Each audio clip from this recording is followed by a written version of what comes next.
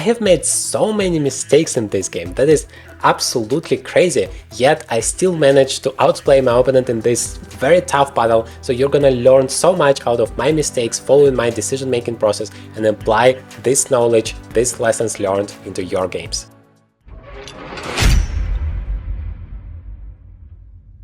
What's up, chess player, and welcome to the Journey to Grandmaster, the place where you can improve every single aspect of your chess game. In this game, I'm gonna play as white against 2200 rated player, very experienced one from Poland, I guess. Yeah, exactly. And I'm gonna play the Collie system. I'm gonna explain you step by step how to use it, how to outplay your opponent as white. I mean, hopefully I'm gonna outplay him. Otherwise, you're gonna learn how not to play chess as white, which is also very useful, and hopefully I'm gonna learn a lot in the process because, well, I created this channel to document my journey into the title of Grandmaster. I really hope I'm gonna achieve that one day because currently I'm in International Master, which is the second best title in chess. And you might say, well, I'm 2400 rated player, Grandmaster is 2500 rated player one, so it's not such a huge difference, but in fact you need to achieve so much to get to that title. I have to achieve 3 Grandmaster norms, I have to improve my rating, which is very difficult, like 100 times more difficult than it is on chess.com, because you need to go somewhere, you need to play like 6 hours game, and then you are winning against 2200 rated player, which is, yeah, quite a high level of chess, and then you get like +2 points. So yeah, I still need like 90 points to get to 2500 rated mark, and that is, yeah, that is a lot, but I hope to get there. So that is one point, and the second one is, of course, to help you to achieve your goals in chess, whatever they are, either the same as in my case or a more modest one, like to get to 1500 rated or level, or to 2000. I am there for you. I try to do my best to provide value. So my opponent plays c5, e6. That is a very well-known setup. And last time I played it, my opponent played c4, which wasn't the right thing to do, and I punished him quite fast in that game.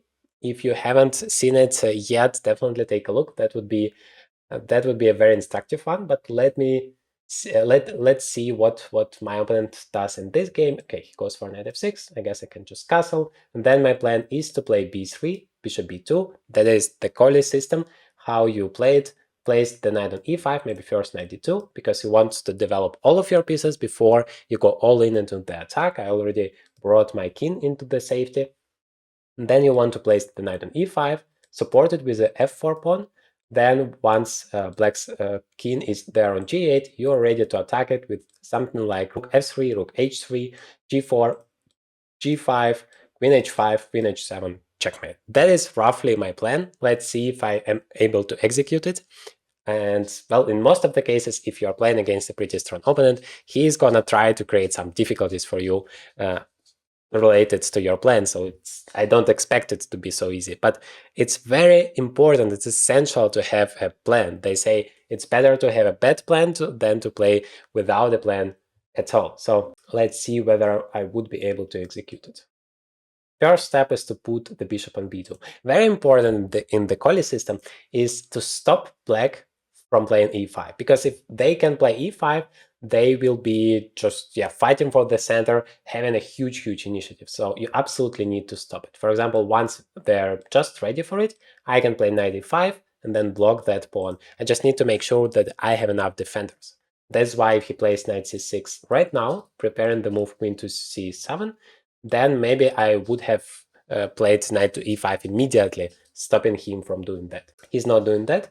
He's playing b6 first, which is maybe preparing the move bishop a6. By the way, very important thing, never follow your plan blindly. Always pay attention to what your opponent is doing, because you might say that, okay, this b6 move, what is the purpose of it? I don't care, just some developing move, protecting that pawn on c5. I just go on with my plan, play knight d2. Maybe knight d2 is a good move, but you need to acknowledge what black is doing. Maybe he has some hidden ideas behind that move, not only just to protect the pawn, but also to open up that bishop. And of course, that bishop is much worse than my bishop on d3, which means I don't want to exchange those bishops. So maybe it makes sense for me to play queen to e2 to stop that bishop a6 idea completely. Although that kind of slows down my plan with knight to e5. So I really need to decide what is more important, because I see that after queen e2, he can play knight c6, then he is threatened to play knight b4, and then once again attack my bishop, and I don't have any moves to go because my queen is on e2, and if I stop that with a move a3, which is typical, then he plays queen to c7, and then he prepares e5. Although I do have takes and bishop takes f6 in that variation, then his king is going to be very exposed. It's very dangerous for him. But that actually might work. And if he prepares the move e5 in a different way, for example, queen e7, then I still have my knight e5 idea. So let me go for it. That is roughly the thought process I go through in my games to understand which move to make. Like, I know that the plan is to play knight e2. I know that I want to play a3 at some point just to make sure that this knight doesn't come to b4 and attack my bishop. I know that my key idea is to play knight e5. But to understand in which order and how specifically I should execute this plan, I need to take into account what my opponent is doing. I always try to limit his potential as much as possible. That is exactly why I played here queen to e2.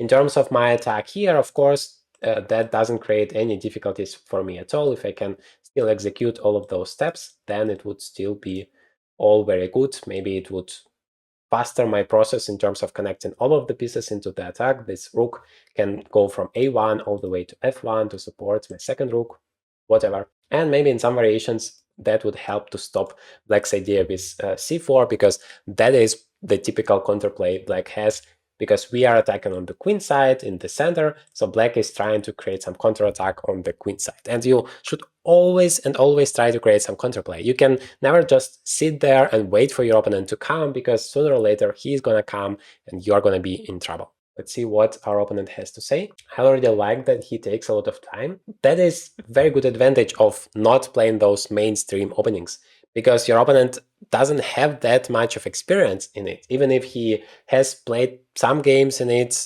depending on his level, but it's not like one of the main openings he is learning, if he's learning any openings at all. I assume at 2200 level you do learn some openings, but of course some of them you play more, like your opponents are choosing it more, and that is why you know more about it, you have more experience in it, so that is very logical. But if you are choosing an opening which is still good, I mean, there is absolutely nothing wrong with the Collie system. That is a very sound, very interesting opening with a clear plan, but it's not that popular, so your opponent is not having that much of experience, and so you have a huge advantage if you understand the ideas and plans in this opening. And by the way, a very quick, very useful advertisement for you at this point in terms of how you can learn this exact opening, as well as a lot of other, at the price of just one single course. Imagine how cool it would be to play chess without ever having opening troubles again. What if I told you I could teach you all openings you will ever need in just 10 days? You get lifetime access to more than 110 pure value video tutorials, almost 100 practical tasks to apply your knowledge immediately into practice, 30 plus bonus videos to dive 10 times deeper, as well as private community where all questions you might ever have are answered daily. Get a $200 limited time discount with the link in the description, and forget about all opening pain once and for all. Okay, I hope you are gonna be in time to take advantage of that limited time offer, whereas I continue trying to give a checkmate to my opponent. You remember my plan. He plays bishop b7. So I have a choice between knight to d2 first and knight to e5 immediately. Maybe I'm gonna play knight to e5 immediately, just to save a little bit of time. Because after knight d2, he might play knight e4 himself, and then I play, because you feel that the position is pretty symmetrical. He also has two bishops like that. He also has the knight here ready to jump to e4. So I feel like I need to be fast to be the first one with my attack. Otherwise, I might just risk not having an attack at all and find myself on a defensive side. So knight d2, he can play knight e5 immediately, and knight e4, sorry. And if I play knight e5, he might just play f6 and kick me away. So I want to do that.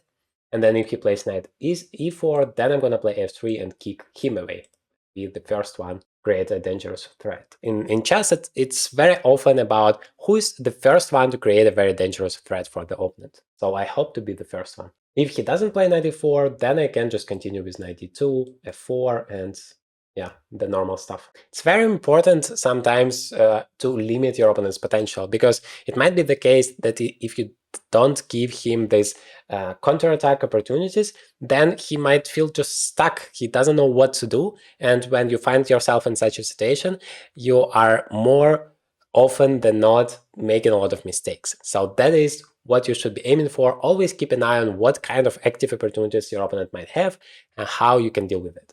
Okay, he plays knight e7, very logical move. Now I have a choice between knights to d2 and f4. Hard to say what is better, because against both moves he can play knight e4. And then the question is, what do I want to achieve more? Because if I play knight d2, knight e4, and now I play f3 like I wanted earlier, then he can just take it here and then attack my knight. And once again, we have a very, very symmetrical situation.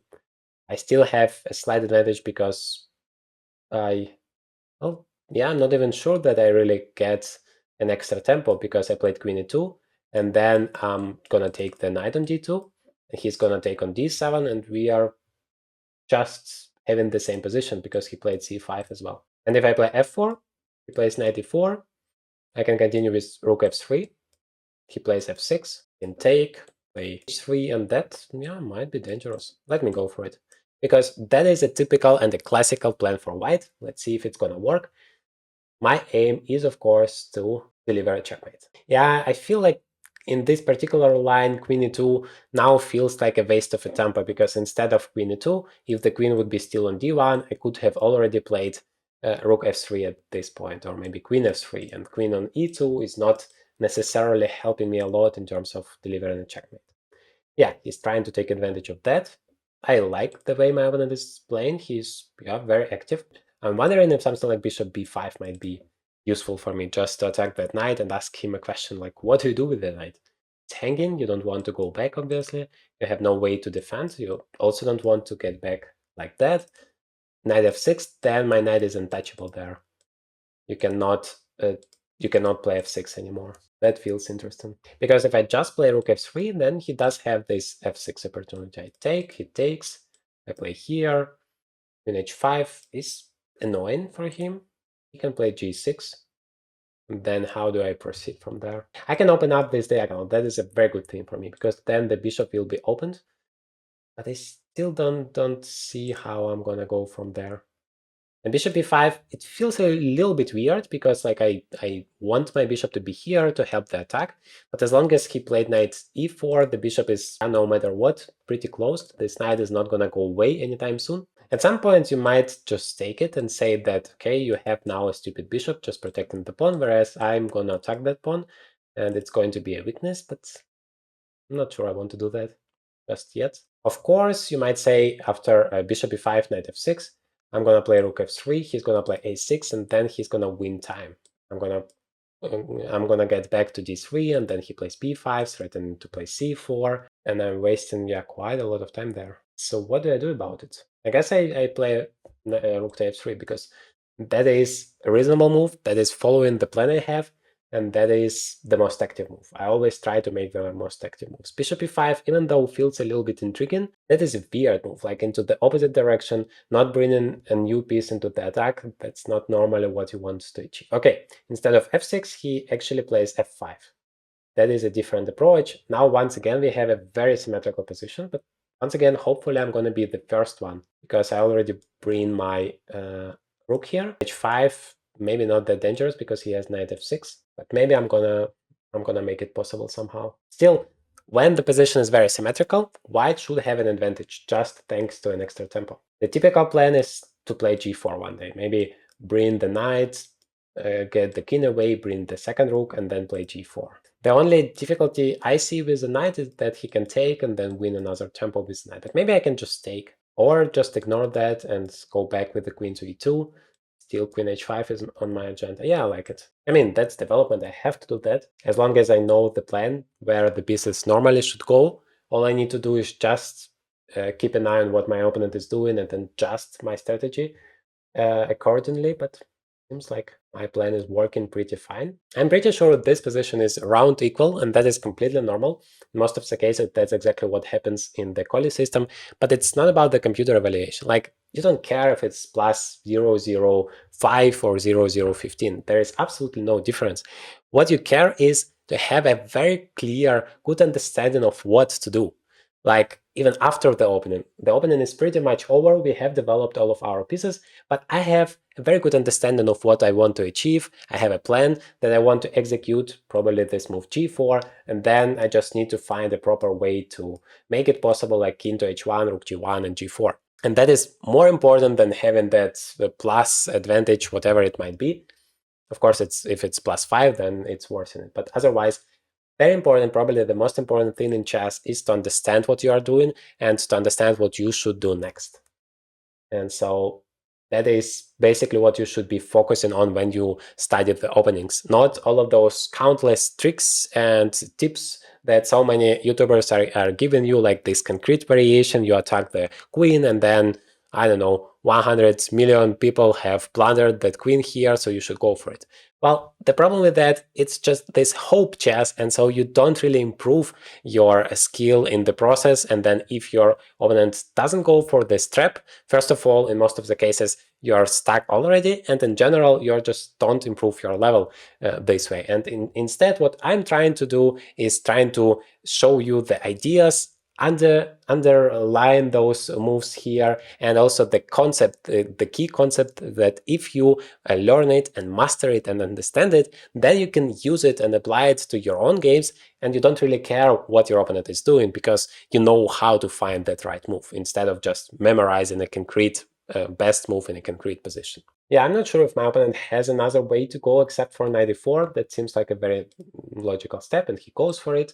And yeah, I guess the difficulty is we have a very, very symmetrical position. So it's hard for me to say that my position is great and my opponent's position is horrible. I mean, we have pretty much exactly the same position except for this rook. That is my advantage. Of course, if I'm gonna fail with my attack, then you might say, well, the rook is just stuck on h3, not helping you at all, and you're gonna lose because of that. But if I'm gonna be able to create some dangerous threat, then that might be a huge factor. For example, here, queen h5 is already pretty annoying. I mean, you have to go back, but maybe I'm threatening to take here first and then queen h5. And then if you play g6, I just ignore it and give you a checkmate. If you play h6, then I play rook g3, put pressure there, attack there. This knight might jump somewhere when needed. Or even like you play queen f6, you want to protect that pawn, and suddenly you realize there is knight d7 with a fork. So knight on e5, it's a huge piece that has so many different squares to go. So that is a minor threat. If he plays g6 trying to deal with it, then probably I go into the next step and play rook, king h1 and g4. Of course, I need to be careful not to blunder a checkmate there with knight f2. Very, very important. Okay, he takes. Now the question is, which pawn do I take with? I mean, I'm considering for a second queen h5, but it doesn't seem to work because it's not a checkmate threat. He can just go away.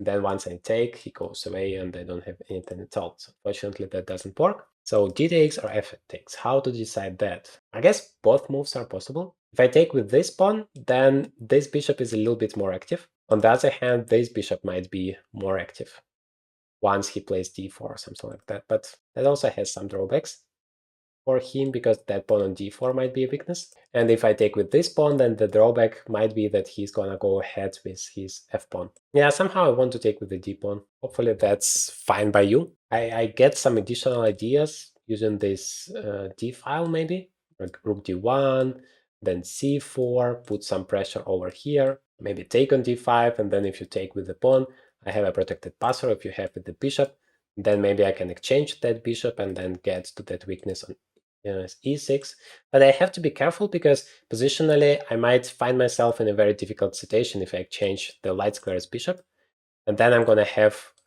this dark squares bishop against the knight, and all of my pawns in the center are on the dark squares, so my dark squares bishop is pretty stupid.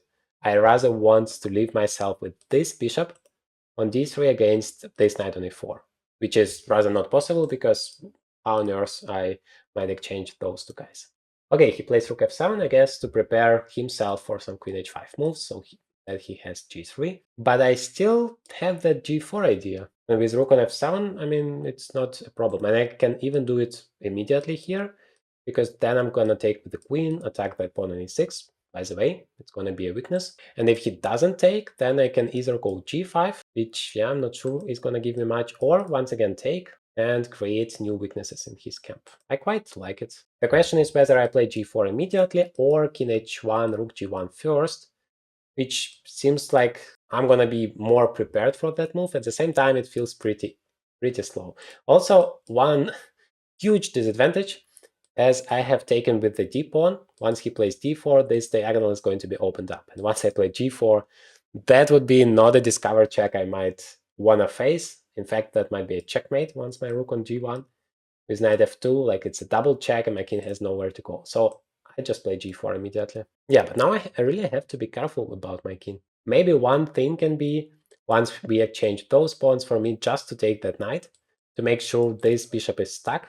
Like his bishop is stuck and my bishop is stuck. But otherwise I have more active pieces, and hopefully that would give me some opportunities to attack. And also he's gonna have this big weakness on e6, which is easier for me to attack than for him to attack this guy on e3. Yeah, very interesting position. I hope you enjoyed it. If you do, hit the like button, because it helped me so much in terms of this video spreading to more people, as well as for me to see your support, to see that those videos are useful for you and you enjoy it. Of course, always feel free to leave your comments with some questions you might have, or just some feedback you might have for me.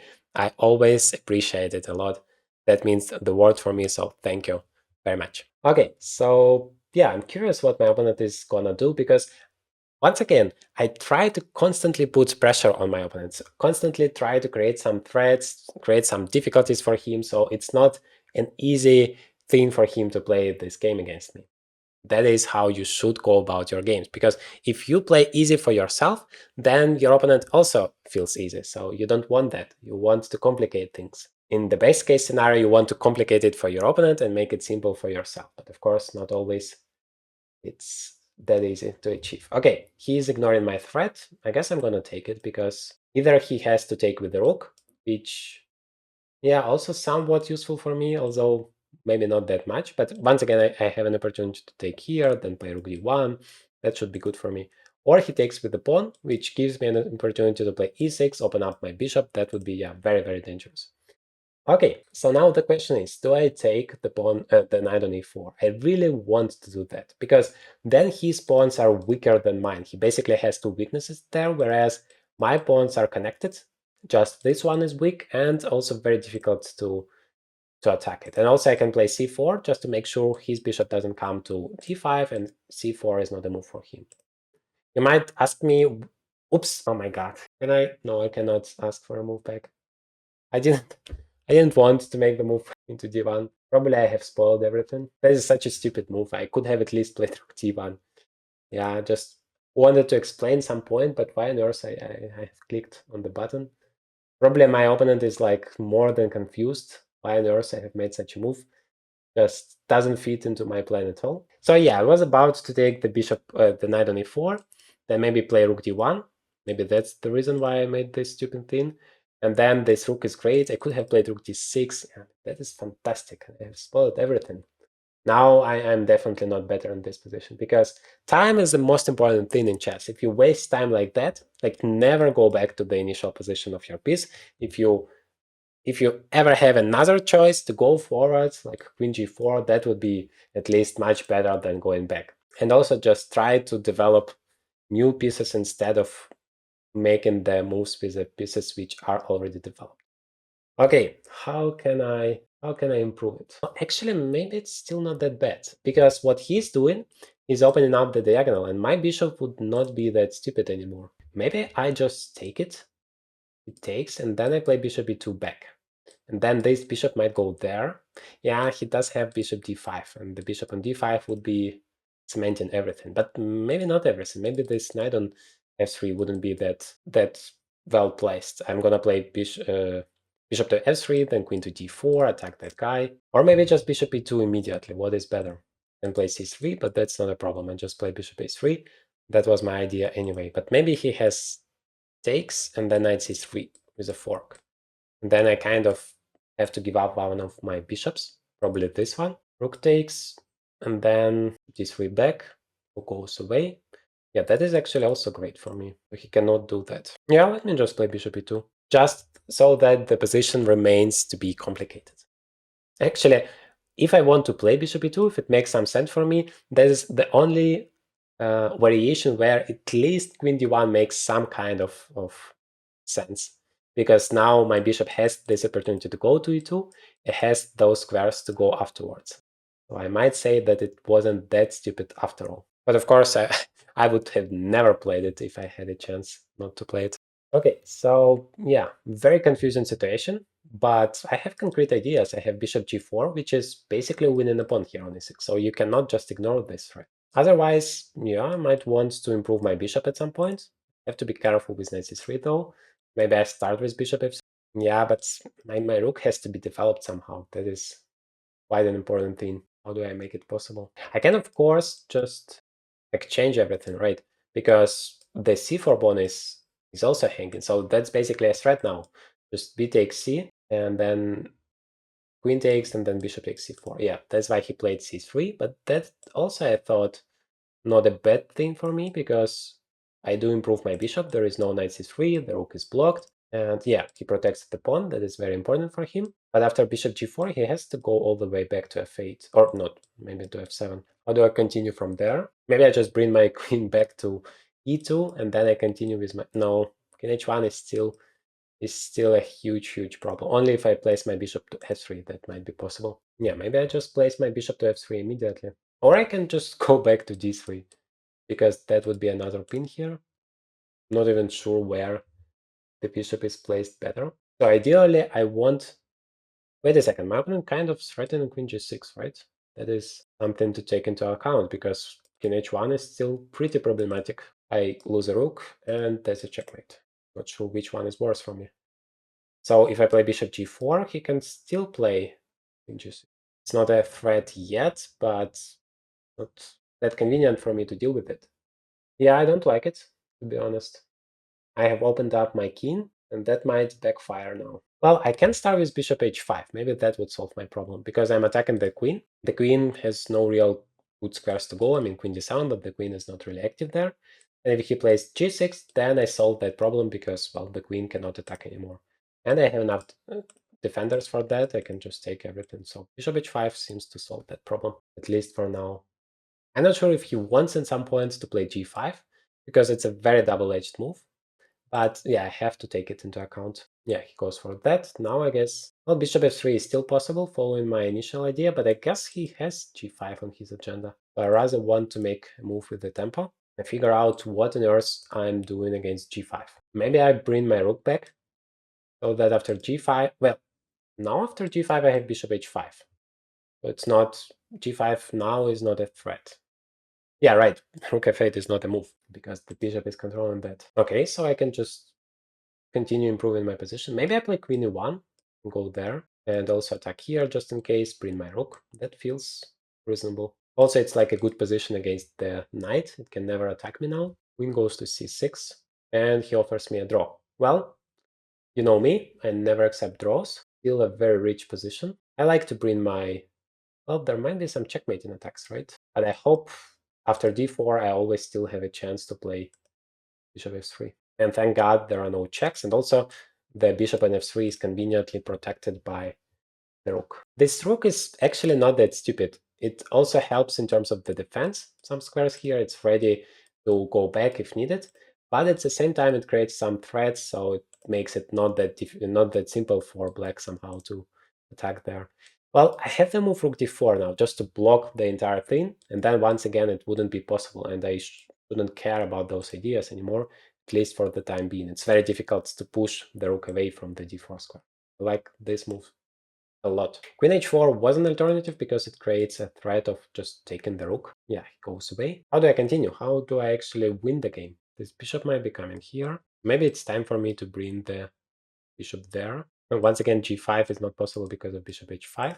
And also bring the queen, but how does it help? Where is my breakthrough? How I'm gonna outplay my opponent? Maybe I play h4, h5 somehow. Do that, I just need to play rook f3, but yeah, h5, bishop h3, knight g5, some crazy ideas. Maybe bishop f3 is the idea, just to take it. He takes, and then I have rook c4, and then I just win a pawn. That feels reasonable. But if he plays something like bishop a6, well, I can still take, and then play bishop b4 and still attack that pawn.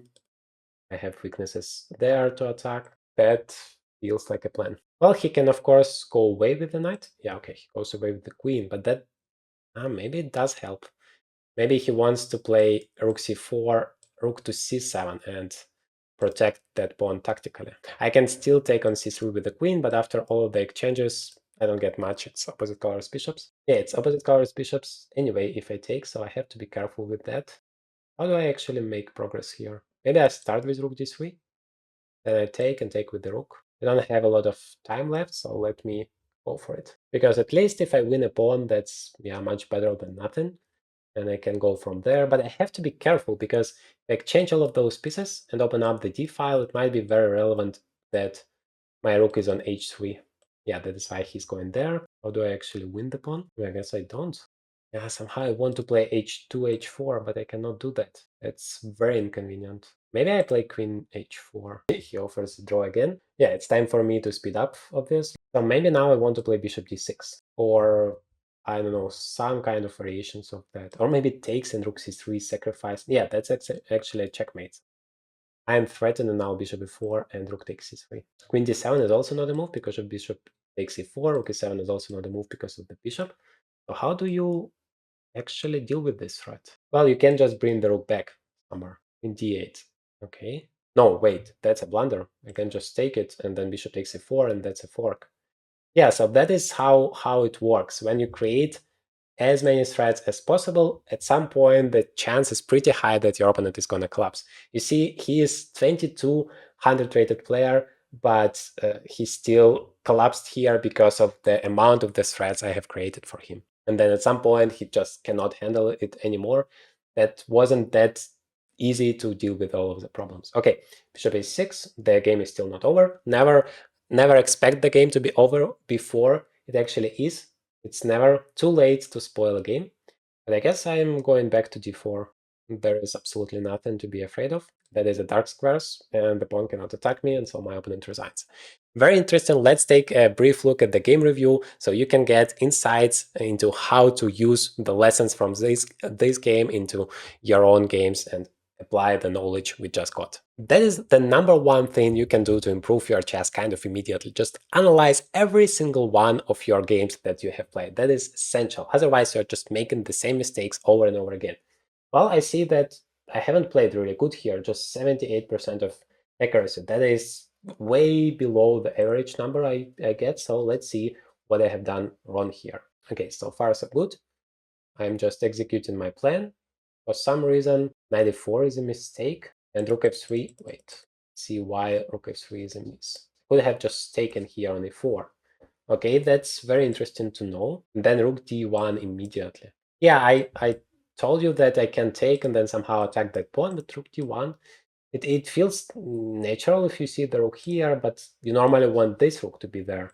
I haven't thought about that just yet. And then the engine says if you don't take on d4, you're in trouble as black. So you take and then bishop takes and then yeah, I guess I miss such opportunities because I give up the bishop's pair without a very obvious reason why I do that. That's why I almost never do that. Anyway, I continued to execute my plan. And then it seems like black is already better after f6. But that is what I told you. It doesn't really matter what the engine says. Like I had a tournament game just a few days ago when we had exactly this type of positions. And also the engine said that it's better for black at some point, even -1. But I still knew my plan. I was so focused on realizing it, and I actually did everything I planned, and then eventually my opponent collapsed. And I never knew that the engine says it's better for black. I don't care. But he played f5, rook h3, knight to d2, takes, knight e4. That is a miss again. Okay, so I should have taken here. Let's see why. He takes c, and let's say he takes here. I just have queen e2, and apparently it's pretty much winning for white. Yeah, that actually makes more sense, because here I have a beautiful bishop, and I have a beautiful knight. And my opponent maybe has a good bishop here, but this pawn is well protected, otherwise I don't have any weaknesses, but this bishop is absolutely stupid. But I would never say that this position is like +2.5 for white. That is a huge, pretty much winning advantage. And the material is absolutely equal. That is incredible, but that is something very good to know. In such a situation, you should just take. If you take with this pawn, what's still very good for black, for white, sorry. Yeah, every time you open up this bishop, it becomes a huge monster. Okay, yeah, now the position is around equal. I played g4, which is fine. Taking on f5. And now, yeah, of course, queen d1, I would have never played it, and that spoiled everything. Yeah, considering queen d1, I do understand why I got such a low percentage. Because I do feel like queen d1 is my only real mistake in this game. Okay, so bishop e4 takes rook d1. That was the plan I was calculating. Then maybe play c4 to block that pawn, bring the rook there. Yeah, that was what I was planning to do, but happened the way it happened. Here I actually had another chance to take, but it was somehow sad for me to take, given into account the fact that earlier I could have gotten that d file into my control, and now he has the control of the file. It's still equal after bishop d4, but yeah, that position would definitely end in a draw. I can't imagine someone winning it, and of course I wanted to win, so I didn't want to go here. But I do calculate it taking first and then going for bishop e2, and that is even worse. Okay, because rook g5 is winning the game. Wow. Yeah, I kind of intuitively felt that if you open up that bishop, that might be very, very dangerous. But rook g5, rook sacrifice is huge. Now queen takes, and now my king is getting checkmated. Yeah, then the rook is coming. So that is a drawback of opening up your king. One day it might backfire, so be very careful with that. Okay, thank God I didn't do it. c3 is a great move. I actually thought that helps me. Yeah, but it's connected only with this dangerous dynamic sacrifice d4, once again opening up that bishop. If I just take it, then yeah, rook f4. Of course, he's not even sacrificing anything. d4 is a huge idea. That is why I should have taken on e4 just to avoid all of those problems. Okay, in that position, queen e1, once again, is a huge miss. Yeah, apparently I have underestimated it. d4, now that I look at it, really seems to be very, very strong. But that is a lesson I would learn and not repeat it next time. First of all, hopefully I'm never gonna do that queen d1 mouse slip again. But secondly, yeah, I really haven't thought that it's that bad for me. Rook d1 is another mistake, knight d2. What should I have played instead?